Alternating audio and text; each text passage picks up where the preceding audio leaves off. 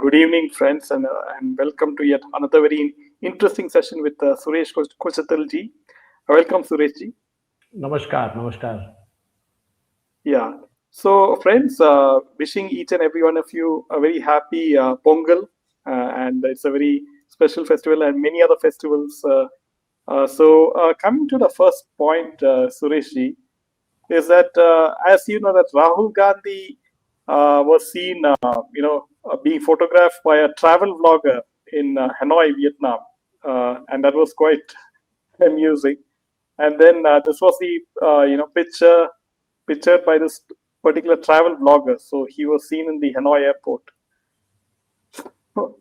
So then you have very interestingly, friends, that DK Shivkumar has shared a cryptic post after meeting with Rahul Gandhi, and he said in the cryptic post on X, even if the efforts fail, the prayer does not fail. So it's quite obvious that there were so many, people saying that he will become the chief minister of Karnataka by January 5th, and now it is January 14th, and nothing has happened. So it's quite obvious he's not happy with the Congress high command, isn't it? Yeah, I think, see, there is a level to which you can test a human being's patience. And I think DK Shiv Kumar is now running out of it because he was promised something when the government was formed 2.5 years ago. And that promise has not been kept. And that is very, very obvious. It makes common sense to talk to somebody if they're dissatisfied. Okay. All you need to do is sit across the table and chat with them, and there's nothing that cannot be solved in today's world. Yeah, I mean, if imagine if Israel and Hamas can sit across the table and talk tomorrow, it is possible that also can happen, provided a lot of other things happen. But here we are not getting into that balance because here it's just a question of a chief ministership, and that too a person representing one of the dominant communities in Karnataka. Because at the end of the day, we all know that Siddaramaya comes from the Kuruva community, which is not a really dominant community in that sense of word, but he is an OBC, and that is why possibly the Congress High Command pitchforked him into that post. And that has now kind of meant down now into a match where DK Shivkumar wants his say and he wants to be the chief minister. A lot of issues. I mean, there is every human being wants to reach the pinnacle of his or her career. And I think being a chief minister is the first step towards that. And I don't fault DK Shivkumar for being so ambitious. At the end of the day, it's all about one face making way for another.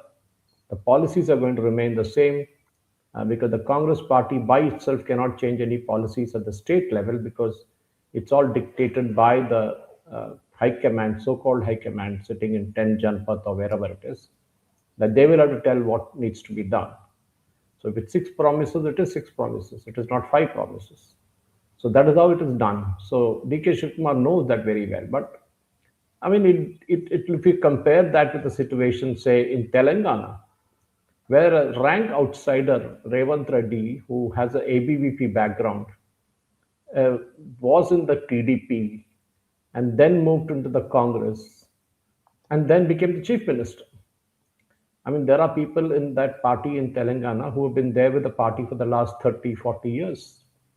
And they were not considered for chief ministership, but it was given to Revant Reddy. Now, why did they do it? It is very obvious that he championed the party's win in Telangana against what looked like a very formidable opponent in the BRS. But Revant Reddy stood his ground, he did good job of it, and he was rewarded with the chief ministership. Post his arrival in the chair, there were a lot of allegations against him, saying that he's the ABVP guy, he's got an RSS background, and all that kind of stuff. He came from TDP, but even till today, there's no challenger for him in Telangana, technically speaking. So why? Because there's no promise made by the Congress High Command that somebody else will be made the chief minister 2.5 years from now.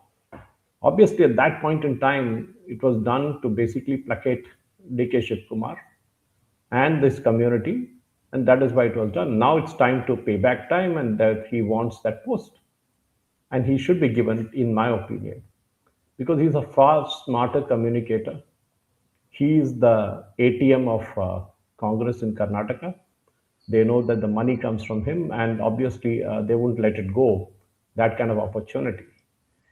DK Shivkumar also is kind of a visible face compared to a more urban face, if you can call it, because there are so many issues confronting Bengaluru today, which you know rightly because you stay there, and those need resolution.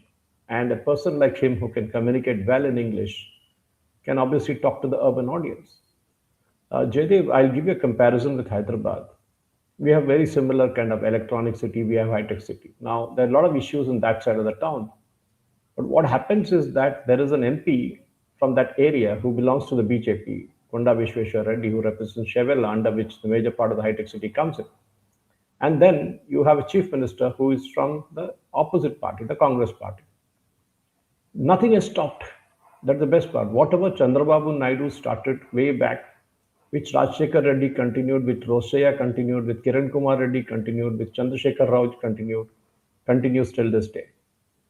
There have been minor tweaks in the policies here and there, but the major part of it, that the investment destination as pitchforked by BRS or before that even by Rajshekhar Reddy or by Chandrababu Naidu continues till date.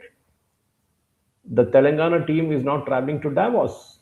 They're having a special session on rising Telangana.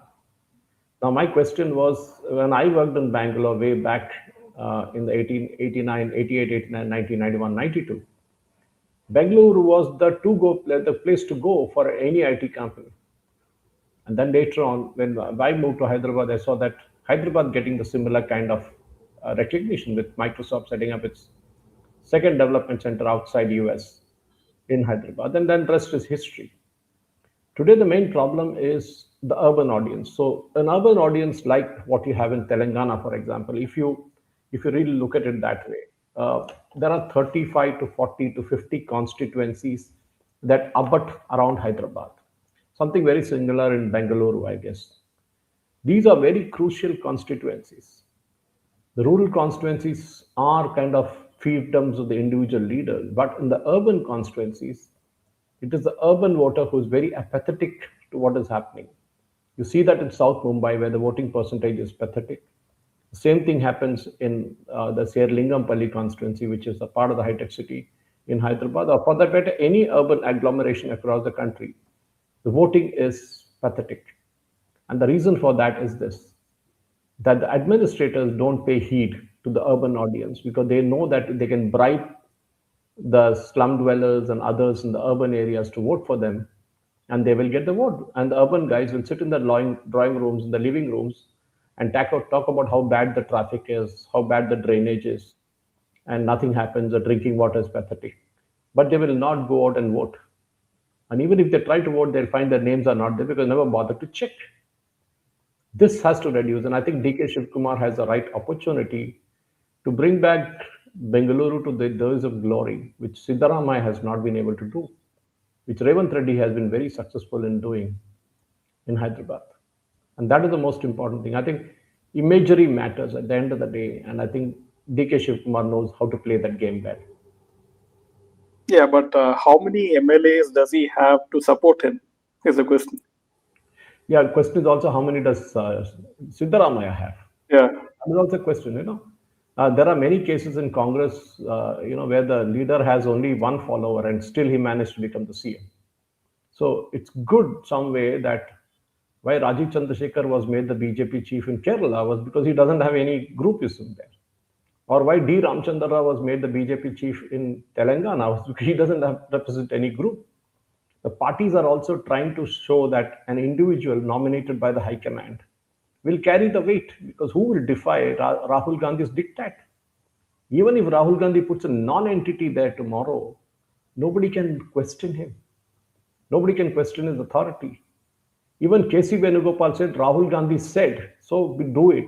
People will listen to him because they assume that Rahul Gandhi said it in all earnest. So forget the number of MLAs that he carries along with him. Today, of course, you don't have resort politics. But the fact is very simple, is that we need to ensure a good administration, and it doesn't make a difference whether this gentleman has 30 MLAs or 40 MLAs with him. because that's most dangerous. Because if you carry MLAs with you, the party is perpetually scared, and it happened in Kerala way back when K. Karunakaran became too powerful, and he was brought down by the Congress High Command with a spy case, the fake ISRO spy case. Same thing happened to Y.S. Rajshekar Reddy, who became too powerful, and then he died a mysterious death. God only knows how that happened, a helicopter crash. So things can change. So it is not like the old days of Ayaram Gayaram, where you have 30 MLAs and you start bargaining with them. I mean, overnight the party can cut you to size, and that is what the leaders know very well. Yeah, and also the fact that there's no leadership in BJP Karnataka as well. That is the saddest fact, that BJP does not, after Yadurappa technically moved out of the scene, set up his own party, then came back again. The BJP doesn't have a single face to show in Karnataka. Something similar happens in Bihar, for example. Bihar, there is, after Sushil Kumar Modi's demise, there's nobody in Bihar who represents BJP. But BJP has a habit of pulling out leaders out of nowhere. Did we ever know who was going to be the chief minister of Chhattisgarh or Maharashtra or Rajasthan? No. We knew Devendra Fadnavis was the leader in Maharashtra, but we never knew who was going to be there in these three states which I mentioned. Out of the blue, BJP picked up somebody and made him or her, even Delhi for that matter, made her the CM. And that is what it is, because this party is a cadre-based party. And that's an advantage. That when you come from a cadre-based party like the Communist or the BJP, the Communists, of course, all finished. They have to be put in a museum and displayed there. But the BJP still has people who work for 20, 30 years there, and they naturally will come up. And that is why, remember, Jaydev, whenever Modi ji campaigns, he often says this: don't bother about the candidate. Look at me, vote for me.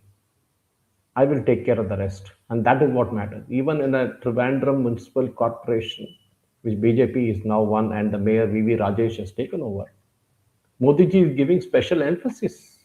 He's providing funds which is at his discretion to the municipal corporation to show that if you bring in BJP, this is what they will do, this is what they will give to you.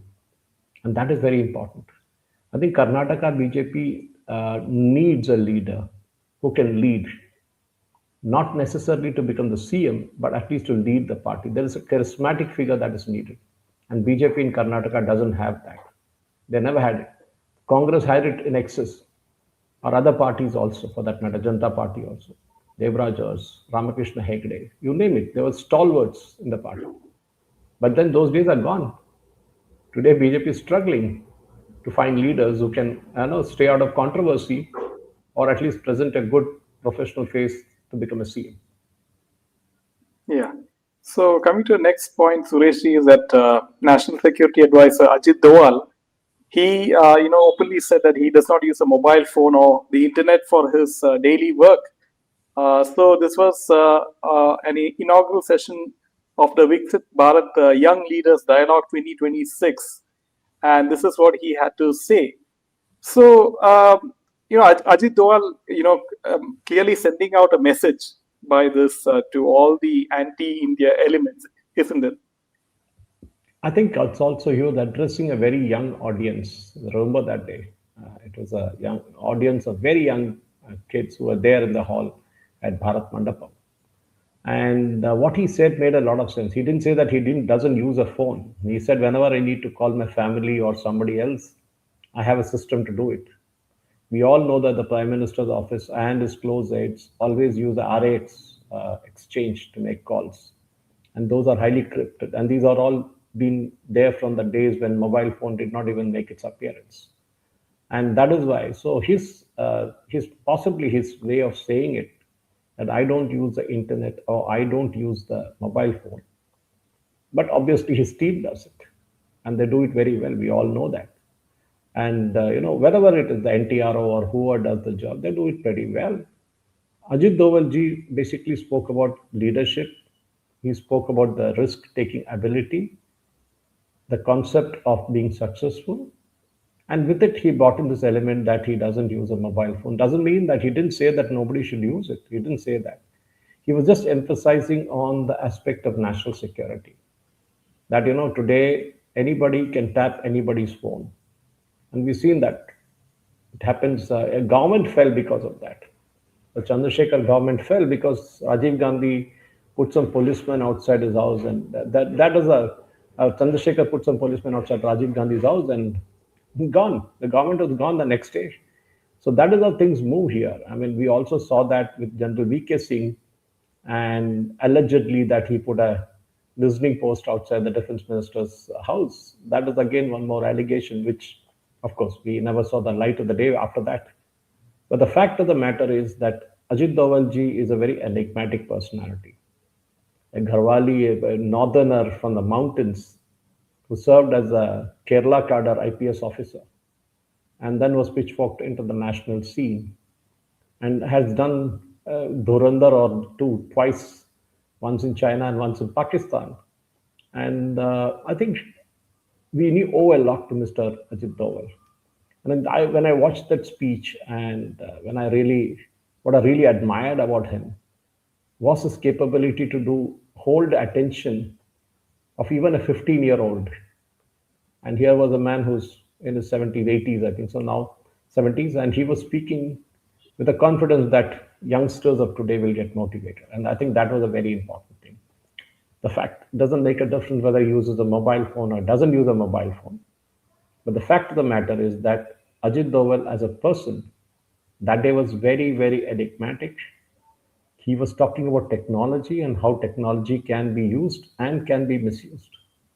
And that example of not using the internet, not using the mobile phone, was his way of putting across a message to the audience. Many people were confused actually as to whether what he meant when he said that he doesn't use the internet. Obviously, he doesn't need to, because one, he is also heavily tracked. Every move of his is looked upon by our neighbors and by other interested parties across the globe to see what Ajit Doval is doing or saying or eating or sleeping.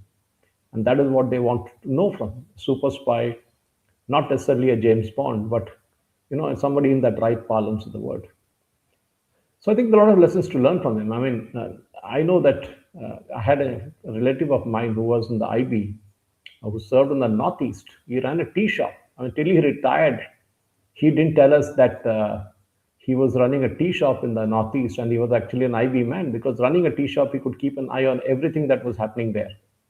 And it's only after he retired he told us what his job was. And we all used to kind of admire him for that. And I look at Ajit Doval, he's 10 times or 100 times that. A man who's keeping India safe, and that is extremely important. He's keeping our nation safe. As they say, terrorists has to be lucky only once, but the security forces has to be lucky all the time. So when a Pahalgam happens, obviously there are fingers pointed and oh, there was a security lapse. There was an intelligence failure. And many a time I asked on news debate, I asked the fellow panelists, what is an intelligence failure? There's a difference between, as Alfred Hitchcock says, that there is a bomb in the theater. But then that is not suspense. Suspense is you don't know when it will go off. And that is how the master of suspense related that. And something similar with Ajit Doval, that you have stopped hundreds of attacks for which you're never credited for because you never talk about it. But one thing goes wrong in Pahalgam or any other matter that we've seen before, be it Pulwama or others, and the entire blame falls on the security forces, on the intelligence apparatus. We need to thank that establishment for keeping us safe year after year, month after month, day after day. And I think Ajit Doval represents that cadre who, despite serving in successive governments, stayed on past his retirement age and still continues to work for the nation. He could have easily hung up his boots and said, I'm going to retire, I'm going to get my pension, I'll live a cushy life. No, he's still working. And I think that should be an inspiration for many a youngster. Yeah, and coming to next point, Sureshji, is that with regards to Mamta Banerjee and Enforcement Directorate has sought a probe by the CBI into the obstruction of the search operation on IPAC in Kolkata by Mamta Banerjee.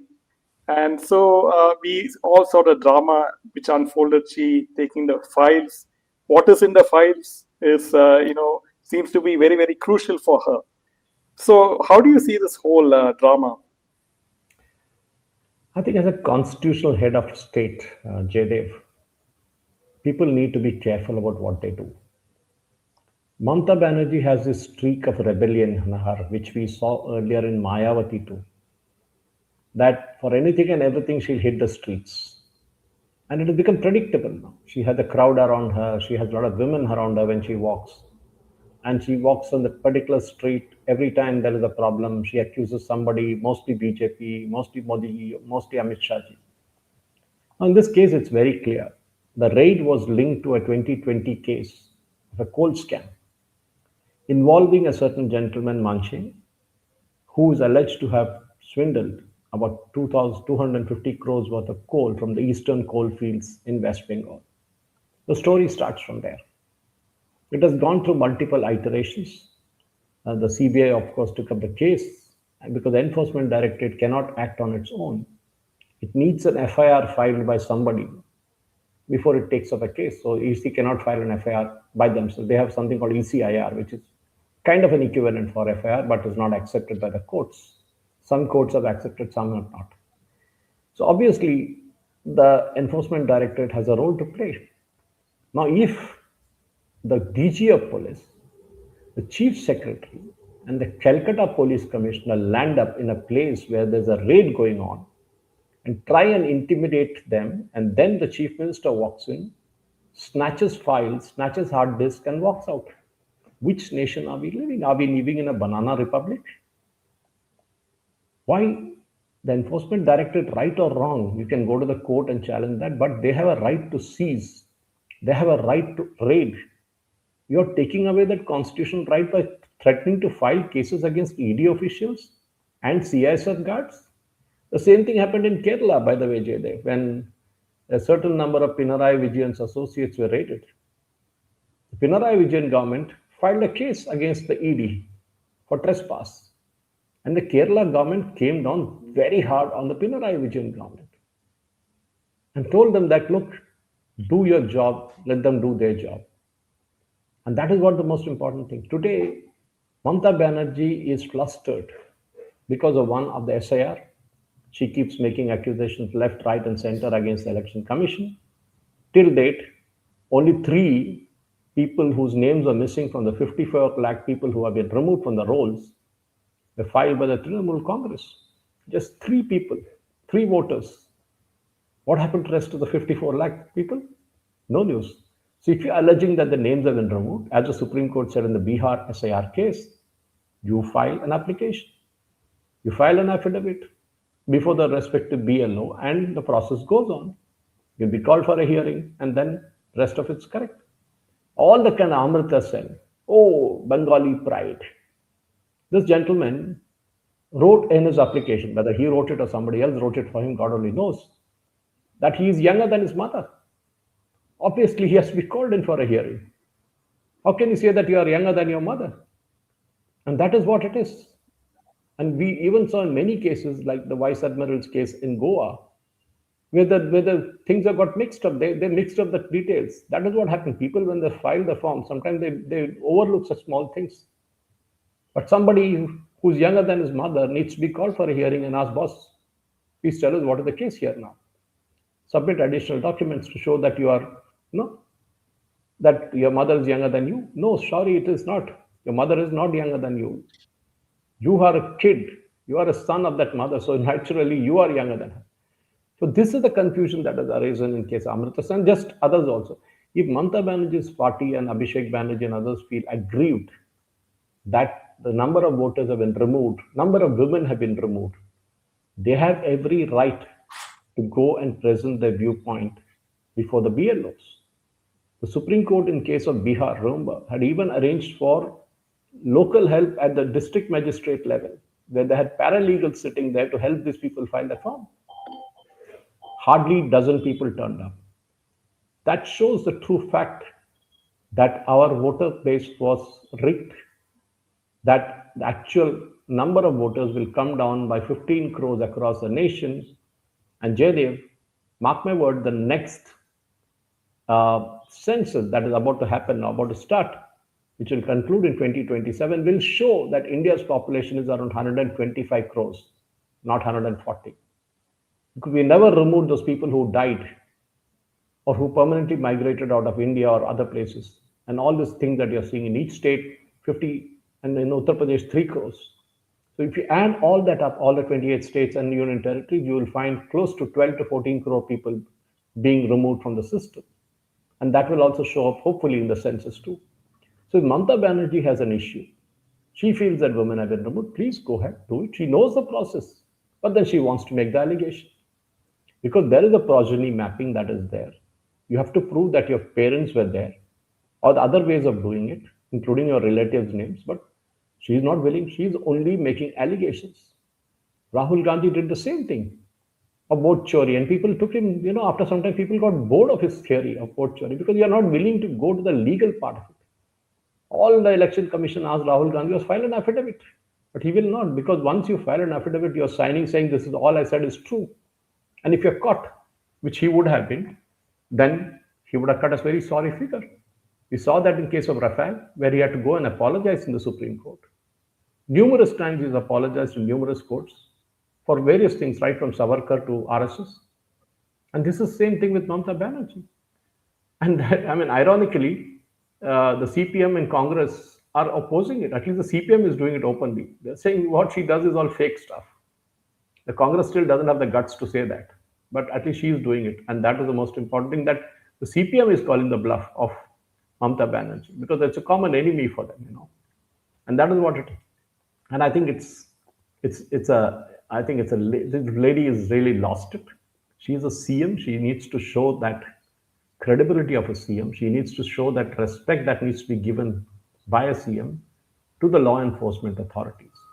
And the less said, the better about the DG of police, the Calcutta Police Commissioner, and the Home Secretary, also the Chief Secretary of Bengal. I think all of them need to be sacked. The president needs to sack all of them, and that will send out a very strong message to bureaucrats across the nation. Yeah, and also she said that she has some pen drives which contain some information against Amit Shah. See, then present it to the court. No, I can also say I'll hold up a pen drive and say I got information against Jaydev. What allegation is that? Present it to the court. What allegation? You can just make an allegation like that. You can't walk into a place where a raid being conducted and walk away with the paper. That is evidence as per the Indian Evidence Act. And that needs to be presented to the court. You can't be an extra constitutional authority that you override everybody else. No, sorry, you're a chief minister. There are certain boundaries that you need to operate within. And that's what Mamta Banerjee needs. But the problem is, nobody is prepared to tell her, just like Rahul Gandhi, that the emperor has no clothes. That is the scariest fact, because nobody has the guts to go and tell her what you're doing is wrong, because that person will no longer exist in the system. She'll just remove them straight out. Yeah, and so you think that in the next Bengal elections that people will, vote for BJP and BJP will win by a huge margin? Well, I'm not claiming all that, Jaydev, BJP will win or BJP will not win. The fact is, if you analyze constituency by constituency and look at the number of voters who have been removed, that gives you a bit of depth. I'm just waiting for the final list to come out. And then possibly a week after that or 10 days after that, I can talk about this. Because by how many votes did BJP lose apart from the 77 seats they won last time? By how many votes did Trinamool win for the 217 seats they won last time? Is going to be a big question, because based on that is what is going to happen finally. And I think Mamta Banerjee knows that if she cannot get those people back who have been removed from the rolls, obviously the dead cannot wake up and come and start voting again. They're gone forever. And this is the most important thing one needs to. And Mamta Banerjee knows this, Jaydev. That is what she is. I mean, we saw in Bihar the whole drama that happened. Right from Prashant Bhushan to Abhishek Manu Singhvi, Kapil Sibal, everybody was in the court. And what were they alleging? That BJP removed the Dalits? Where in the electoral rolls would you put somebody's name and next to it say they're a Dalit or they are a OBC or they are something else? No, you don't. At least a minority you can still understand by the name. But then if your name has been removed wrongly, or if you feel that certain voters' names have been removed wrongly, so please go ahead, file those respective forms, affidavits before the BLO, get called for a hearing, and the process is done. Making an allegation, an absurd allegation, walking away with a hard disk and papers from an evidence crime scene is just not done. I mean, look at Pratik Sinha, IPAC. The first day he was kind of very, very arrogant. Next day he mellowed down and he says, I will cooperate with the enforcement directorate. He better cooperate because the entire thing boils down to a larger scheme of things because we all know what IPAC did in the Goa elections, where 20 crores of these funds was used for the Aam Aadmi Party. There's a bigger story in this. And that is connected to the Delhi liquor scam in which the BRS leader K. Chandrasekhar Rao's daughter Kavita is involved. There are a lot of dots to be connected up, Jaydev. This scam will not go away just like that. This 250 crores got funneled in various ways through Hawala and back to India. And that is what the Enforcement Directorate is inquiring. So if their case is weak, they will get struck down in the courts. What is Mamta scared of? She said the information is secret, it was there with IPAC, so what? She couldn't keep the information in her office, she kept it in IPAC office, is it? The Trinamool Party Congress office should have had the information. Why is she keeping it in IPAC office? That itself tells you a story. Yeah. Coming to the last point, Suresh ji, is that we know that the revolution is happening in Iran. And now Donald Trump has set his eyes and he has said that if the Iranian authorities they carry out hanging of protesters, he is going to take action. Well, Trump keeps threatening. Other day he said we are locked and ready to go, but after that we didn't hear much from him. And now he's saying that he's going to take action. And the rumor is that Marco Rubio, who was so enthusiastic, a Cuban who was so enthusiastic, and it came to Venezuela, doesn't want anything to happen now when it comes to Iran. Why? There's a question. There is a big answer in that. There is a big news in that because Iran is not Venezuela. One is the geography of distance; it's quite far away from the United States. Second, you can't pluck a ruler like that in Iran just as much you did in Venezuela. For whatever said and done, the Khameneis and the Ayatollahs are all corrupt. Yes, I agree with you on that point. The Iranian National Guard is the most brutal regime. Yes, correct. But then there's a way to do it. You already throttled their economy so badly that the people don't have anything to eat. So that is why they're rebelling. The Bazaris are rebelling because they can't sell their products because the inflation is so high. The currency is worthless. Yesterday I saw that one Iranian rial is equal to a zero US dollar. And I posted that screenshot on my Facebook. So that is what it is. So President Trump saying that he will impose sanctions on countries who deal with Iran. But we'll stop buying Iran oil long back.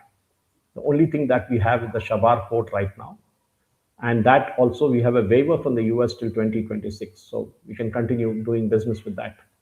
But will Trump have the guts to put the same sanctions against China? He can maybe put it against Russia because Russia is a dam. But will he do the same thing against China? He won't. Because he knows what China will do to him. He had threatened 550% tax tariff against China. And now what happened? Nothing happened. He had to withdraw everything. So in this case too, what does India technically export? India exports basmati rice. Okay, big deal. Soya meal. So what? Bananas. So what? We can just send it to UAE, and from there, in another name, it can be funneled back into Iran. What will they do? Nothing. Or it can be sent to a regime which is very friendly with Iran, like Russia, and Russia can sell it to Iran. How does it make a difference? Chinese do this often. When their products are banned in Europe, they route it to a third nation, change the sticker, and say made in so and so country, not made in China. So whatever Trump says, even our imports from there is hardly anything. We mainly import what? Dry fruits, some chemicals, and glassware. So be it. Big deal. So it doesn't make a difference to threaten us, but let him walk the talk. You let him go there and grab the Ayatollahs by the collar and bring them to justice. I'm all for it. I'm all for it. But then, will he have the guts to do it? He won't have. Because Trump and Maduro was an easy walkover. But it won't happen so easy in Iran. Look at already now, the protests have died down. Number of people have been killed, no doubt about it. Condemnable.